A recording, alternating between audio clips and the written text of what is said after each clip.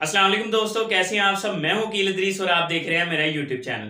तो आज मैं आपके लिए इंतहाई इंटरेस्टिंग स्टोरी लेके आया हूं। तो कहानी शुरू करने से पहले आप तस्वीर की तरफ गौर से देखें। यह मिस्र की मलका टिया की कंप्यूटर से बनाई गई तस्वीर है। वो हकीकत में कैसी लगती थी। खूबसूरत मलका टिया वो पहली ताकतवर मिस्री फिरौना थी जिसे बादशाहों की वादी में दफन किया गया। यही वो पहली फिरौना भी थी जिसके दस्तखत शाही सरकारी खतूत में दर्ज मिलते हैं। मलका टिया अखियानतन बादशाह की वालदा और मशहूर बादशाह तोतन खामन की दादी थी। इसने सबसे ज्यादा पचीदा सुरंगों वाला एहराम भी बनवाया।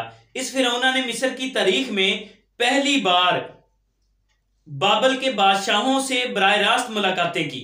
इसने खुद के लिए महल में मखसूस टाइटल्स अख्तियार कर रखे थे। मसलन मिस्र की देवी, मलका टिया, अमून की साथी, शाही खवातीन में सबसे अजीम, देवता रा की ताकत, हमेशा खूबसूरत रहने वाली, होरस की मुकद्दस देवी, रा के मंदिर की अजीम पुजारन। फिर इस देवी के साथ क्या हुआ, जरा इसकी दूसरी तस्वीर देखिए। अपने दौर की जमीनी खुदा, अपने तमाम हुसन, अपनी तमाम फिरौनियत, अपने बड़े बड़े खतबात और हजारों गुलामों की मलकियत, अपने दौर की रौनियत, अपने तमाम तर जलवाओं को सदियों पीछे छोड़कर आज काहरा के अजायब घर में पत्थर की तरह बेजान पड़ी है, जिसे हर आने जाने वाला कराहत की निगाह से देखता है। जिन चंद सालों की लज्जत के लिए हम दुनिया के हर जुर्म, हर गुनाह का इर्तिकाब कर लेते हैं, दिल से खुदा का खौफ निकाल देते हैं, हक और सच को हकीर और अपनी अना को खुदा मान लेते हैं, वो सब कुछ एक दिन मलका टिया की तरह कहीं बेजान पत्थर बना पड़ा होता है।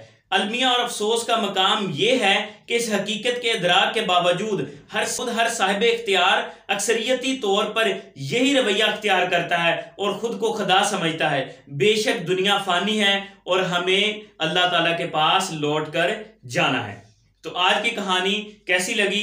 अब मैंने आज की कहानी जो आपको सुनाने का मकसद था वो ये था कि ये दुनिया जो है फानी है, तो अपनी खूबसूरती, अपनी मालो दौलत पे इतना घुमंड मत करें कि आप आखिरत अपनी सवार ना सके, तो अपनी आखिरत को सवारे।